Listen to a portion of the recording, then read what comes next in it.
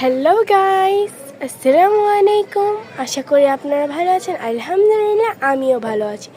এই যে দেখুন আমাদের ড্রাগন গাছ, এরা আমরা এনেছিলাম অনেক ছোটো থাকতে, ধরেন এটুক থাকতে। এখন আলহামদুলিল্লাহ আমাদের গাছটা অনেক বড় হয়েছে। আমরা এর আগে অনেকগুলো ড্রাগন খেয়েছি গাছ থেকে, কিন্তু এবার আমাদের গাছে একসাথে 9টি ড্রাগন ধরেছে। আমি দেখে খুবই খুশি। দাঁড়ান, আমি আমার ড্রাগনগুলো দেখাচ্ছি। এখন একটি ড্রাগন, এটি এখন আমি পারবো।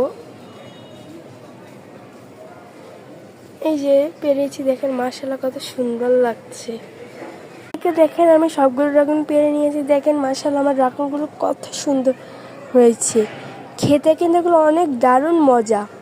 আগে যে আমরা গাছ থেকে খেয়েছি, আমি খেয়ে বুঝতে পেরেছি বাজারেরগুলো আসলে কেমিক্যাল দেওয়া থাকে, কিন্তু এত মিষ্টি হয় না। কেমিক্যাল দিয়ে ওরা একটু মিষ্টি করে, কিন্তু আমি আমাদের কাছে অরিজিনালটা খেয়ে বুঝতে পারলাম অবশেষে এর কি মজা। আসলে ড্রাগন খেতে অনেক মজা, অনেক মিষ্টি। আমাদের গাছের মধ্যে এত মজার ড্রাগন জীবনেও খাইনি। হোয়াইট কালার ড্রাগন নয়, এটি পিঙ্ক কালার। আমি পরের ভিডিওতে আপনাদেরকে দেখাবো আমার ড্রাগনটা কত পরিমাণে ভিতরটা গোলাপি, অনেক সুন্দর, পুরো গাঢ় গোলাপি, খেতে দারুণ মজা। ওকে বাই, দেখা হবে আবার পার্ট 2-তে।